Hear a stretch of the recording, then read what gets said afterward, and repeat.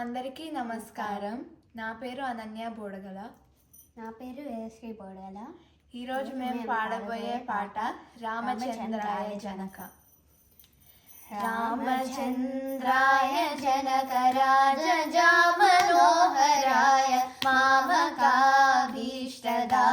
महितमङ्गलम् कोसलेशाय मन्दहासदासपोषणाय वासवालिविनुतसध्वराय मङ्गलम् चारुकुङ्कुमोपेतचन्दनानुचर्चिताय हारकटकशोभिताय भूरि मङ्गलम् ललितरत्नकुण्डलाय तुलसीवनमालिकाय जलजसदृशदेहाय चारुमङ्गलम् देवकीसुपुत्राय देवदेवोत्तमाय भावजागुरुवराय भव्यमङ्गलम् पुण्डरीकाक्षाय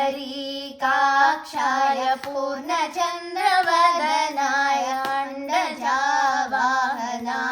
अतुलमङ्गलम् विमलरूपाय विविधवेदान्तवेद्याय सुखचित्तकामिताय शुभगमङ्गलम् रामदास मृदुलहृदय तामरासनिवासाय